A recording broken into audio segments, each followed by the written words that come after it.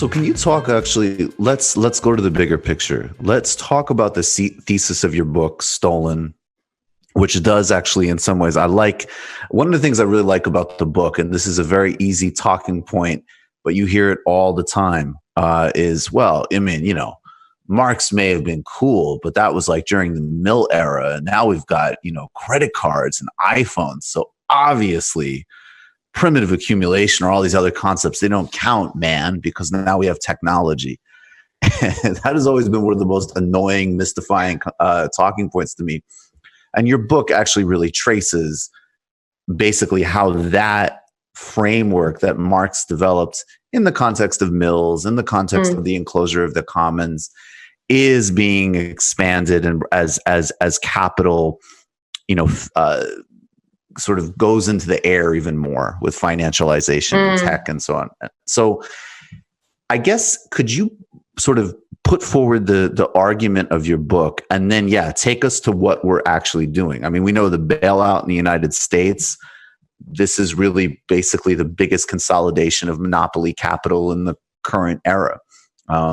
We know that, the 2008 bailouts packages obviously had no accountability for Wall Street, and the stimulus was totally insufficient. But you actually had a 50-60% sort of Keynesian stimulus.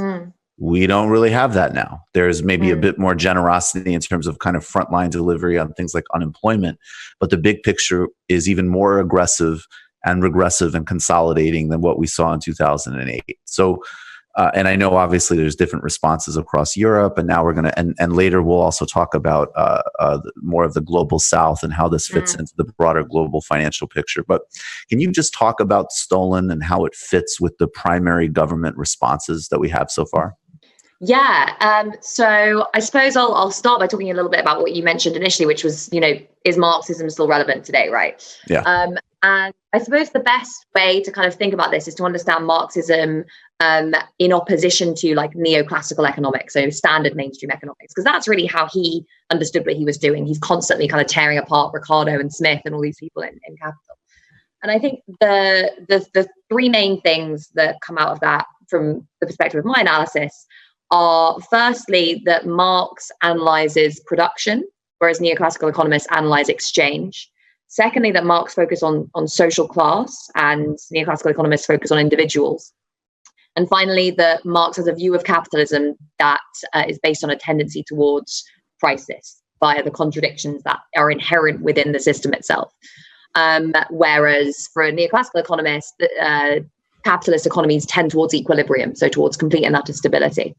And I think, aside from the fact that Marx identifies a ton of different things in Capital that are directly relevant to the things that we're experiencing today, whether you're talking about kind of debt, whether you're talking about Keynesian demand crises, whatever, ecological crises, those lessons, the kind of opposition to classical political economy, to neoclassical economics, are really what we can draw out and use today. And that's really what I try and do in Stolen, is to say, okay, right, what is happening in the realm of production, not just in the realm of exchange? What is happening in terms of relationships between different classes, and particularly political, so power, political economic relationships between those classes, who has the power, and how is the system generating crises today?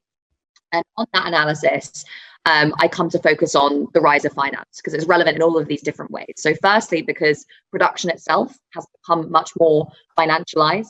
That isn't to say that, we're not producing stuff anymore. Obviously, we are producing tons of stuff. Just look around, commodities are everywhere. But actually, the processes of commodity production are increasingly subject to the logics of finance. So a lot of companies are either, very heavily indebted, so they are borrowing from banks or from financial markets, or they are sitting on big piles of cash that they're using to invest themselves. A lot of the time, rather than investing in production, like a firm, they will invest in financial markets, like an investment institution or like a financial institution. You have the financialization of production there that's really important. There's also something to think about in terms of the relationship between the different classes. Now, obviously, Marx primarily talks about the division between capital and labor, between workers and owners, but he also talks about divisions within capital. So there's capitalists, there's what he calls usurers, so kind of financiers, and landlords, and all these different sorts of classes. And he talks about how the surplus from capital accumulation is kind of divided between these different groups. And what we're seeing is actually, interestingly enough, increasingly not the kind of dominance of the bankers over the bosses. Because I mean, you just have to look at like how important some of the world's biggest capitalists, like Elon Musk, Bill Gates, whoever, how important those guys are to put to bed that idea. It's more that all these different kinds of capitalists are more focused on capital accumulation as a whole. So industrial capitalists are thinking more about finance as well as about production, and financial capitalists are thinking about production as well as about lending, etc. And this is partly because for the latter, they are often investing themselves or speculating themselves over what's going on in production through like financial markets, and for the former, it's because they're engaging in all sorts of strategies to maximize their profits, whether that's taking on loads of debt or investing in financial instruments or hedging exchange rates or whatever that you would usually consider to be the preserved kind of financial institutions. So production, class politics, there's significant elements of financialization there. The other element of class, which is really important, and then we maybe talk about in a bit, is the way in which financialization and the extension of debt and asset ownership to a much wider section of the population has changed the dynamics of class identification amongst the proletariat, amongst working class people. So like people can access debt much more easily than they could before. They can buy houses. Well, they could buy houses much more easily than they could before. And that has, on the one hand, kind of helped to gloss over a fall or a stagnation in wages. And on the other hand, given a lot of homeowners an incentive to support a capitalist system that actually exploits them. So on those two fronts, there's been a real change in class politics. And the final one, which is crisis. And I think, that's really the most obvious thing, because the book really centers around the financial crisis of 2008. And it looks at how that crisis wasn't just the kind of a banking crisis that resulted from a couple of bad apples at the very top, or even, the failure of regulators. Those things are all important. But this was actually something that was built into the structure of the entire system that had been developed, well, really of the entire capitalist system, but particularly the type of capitalist system that had emerged from the 1980s, where businesses were much more financialized, much more indebted. Households were speculating over house prices, taking out debt themselves, all these different sorts of things.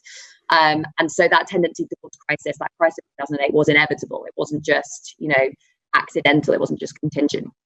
And then the book looks a bit about the crisis tendencies that have emerged in the wake of the financial crisis. So the emergence of this idea of secular stagnation, which is stagnant productivity, stagnant wages, where that's coming from, and looks at the kind of seeds of the next crisis. And for me, that was again centered on this question of debt, which today we have this global debt mountain 3 times the size of global GDP. Some of that is public debt, some of it's sovereign debt. A lot of it is private debt, and particularly corporate debt, which has become a really, really big thing after a decade of low interest rates, a decade of, central banks trying to channel money into the private sector.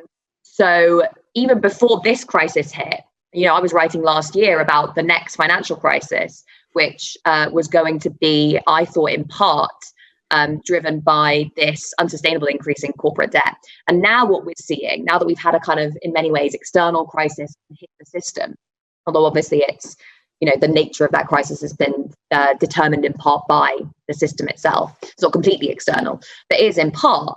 And now what we're seeing is this corporate debt problem becoming really, really significant, because if businesses start collapsing because they can't pay their debts, because they're not earning any income, then suddenly the entire financial system starts to look precarious, because the banks and these institutions are worrying. The same can be said of states that have borrowed on international financial markets that can't pay that back. The same can be said of households who are borrowing, who borrowed and can't pay their mortgage or whatever. And yeah, that's kind of the big crisis that is happening within the crisis that we're seeing right now. It's this problem of debt. You just watched a Michael Brooks show video. Subscribe to get them all. Why wouldn't you? Don't be foolish. Click subscribe below and become a patron as well. Patreon.com/TMBS. Thanks, everybody.